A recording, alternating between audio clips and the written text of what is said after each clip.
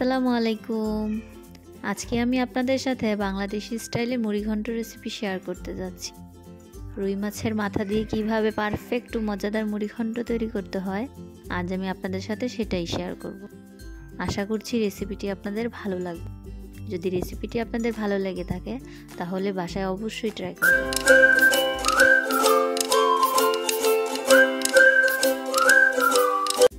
প্রথমে আমি ডালগুলোকে হালকা ভেজে পানি দিয়ে ভালো করে ধুয়ে নিচ্ছি। চুলায় একটি কড়াই বসিয়ে এতে 1/4 কাপ পরিমাণ তেল ঢেলে দিলাম। এবার দিয়ে দিচ্ছি 2টি তেজপাতা, 4টি এলাচ, 4টি লং ও 4টি গোলমরিচ, সাথে দিয়ে দিচ্ছি 2 টুকরো দারচিনি। গরম মশলাগুলোকে হালকা ভেজে দিয়ে দিচ্ছি আধা কাপ পরিমাণ পেঁয়াজ কুচি। এবার পেঁয়াজগুলোকে তেলের মধ্যে ভালো করে ভেজে নিচ্ছি। পেঁয়াজগুলো ভালো করে ভাজা হয়ে গেলে সাথে দিয়ে দিচ্ছি 1.5 চা চামচ আদা বাটা ও 1 চা চামচ রসুন বাটা। এবার মশলাগুলোকে ভালোভাবে ভেজে নিলাম যাতে আদা এবং রসুনের কাঁচা গন্ধটা চলে যায়। মশলাটি এ পর্যায়ে হয়ে আসলে দিয়ে দিচ্ছি 1 চা চামচ হলুদ গুঁড়ো, 1 চা চামচ মরিচ গুঁড়ো, 1 চা চামচ ধনে ও জিরে গুঁড়ো, সাথে দিয়ে দিচ্ছি স্বাদমতো লবণ। এবার মশলাগুলোকে ভালোভাবে নেড়ে ঢাকনা দিয়ে কিছুক্ষণের জন্য ঢেকে দিলাম।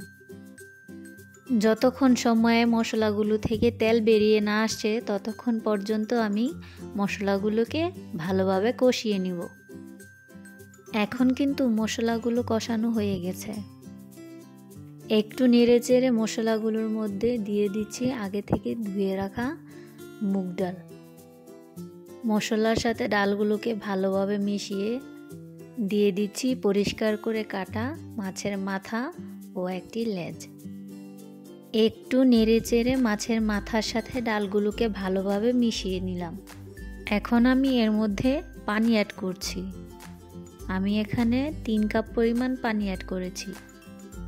মুগ ডাল সিদ্ধ হতে কিন্তু বেশ সময় লাগে, তাই আমি পানির পরিমাণটা একটু বেশিই দিয়েছি। এটা কিন্তু একেবারে শুকিয়ে গেলে তেমন একটা ভালো লাগে না, তাই পানির পরিমাণটা আমি একটু পরিমাণে বেশিই দিয়েছি। ঢেকে কিছুক্ষণ রান্নার পর একটু নাড়াচাড়া করে কিছু টমেটো কুচি ও কাঁচামরিচ কুচি উপর দিয়ে দিলাম। টমেটোগুলো আগে দিলে অনেক সময় ডাল সিদ্ধ হতে চায় না। আপনারাও টমেটো এ পর্যায়েই ব্যবহার করবেন। দেখুন তো আমার মুড়িঘণ্টার কালারটা কি সুন্দর এসেছে। এরই মধ্যে আমার ডালগুলো প্রায় হয়ে এসেছে। দেখুন আমার ডাল সেদ্ধ হয়ে গেছে। আমার রান্নাটি প্রায় শেষ হয়ে এসেছে। এখন দিয়ে দিচ্ছি কিছু ধনেপাতা কুচি। যদি আমার রেসিপিগুলো আপনাদের ভালো লেগে থাকে তাহলে অবশ্যই আমার চ্যানেলটিকে লাইক, কমেন্ট অ্যান্ড সাবস্ক্রাইব করবেন। আল্লাহ হাফেজ।